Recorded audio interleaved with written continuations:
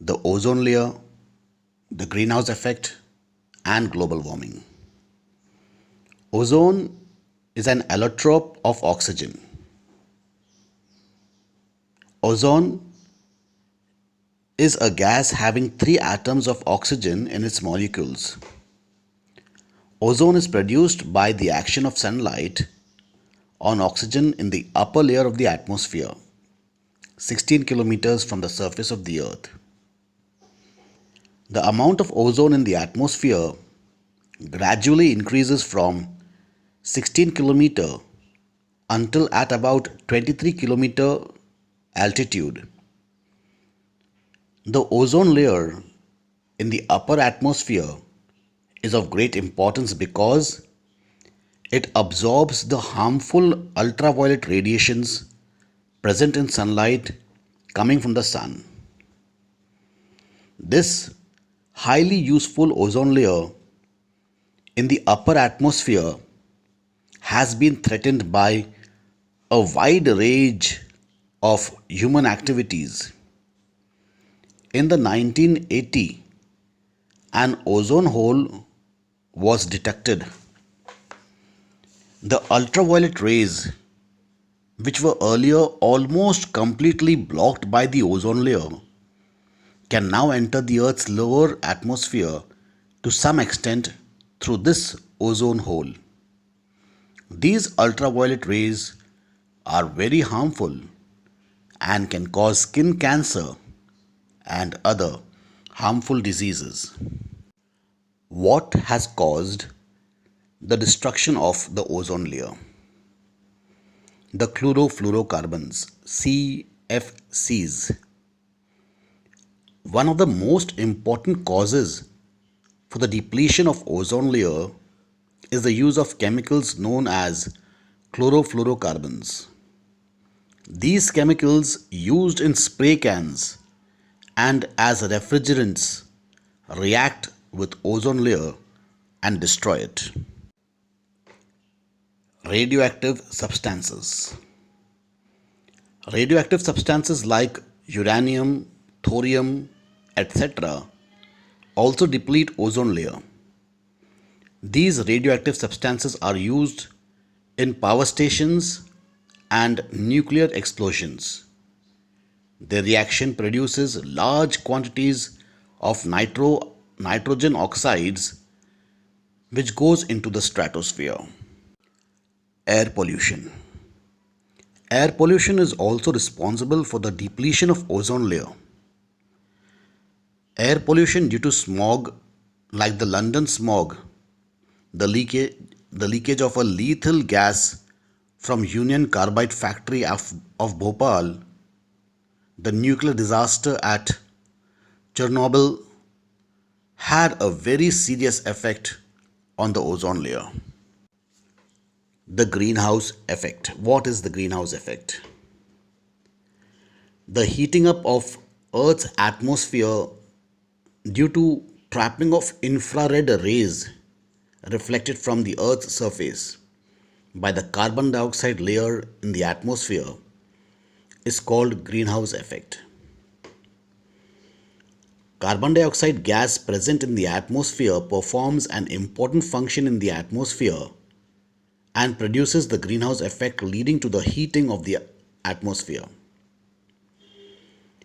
The blanket of carbon dioxide allows the sunlight to come in freely but does not allow the infrared radiation reflected by the Earth's surface to go out. The rise in temperature produced by greenhouse effect in the Earth's atmosphere depends on the amount of carbon dioxide gas in the atmosphere. Global warming. The term global warming is very common these days. What is this global warming? What is this? What effect does the global warming have on the Earth's atmosphere? The greenhouse gases trapped heat in the Earth's atmosphere to keep the planet warm enough to sustain life. This process is called the greenhouse effect.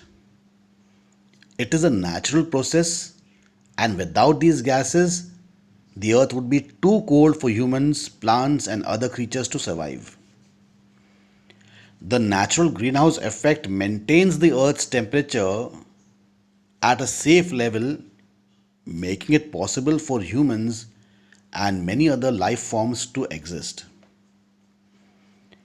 But since the Industrial Revolution, human activities have significantly enhanced the greenhouse effect, causing the Earth's average temperature to rise by almost 1 degree centigrade per decade.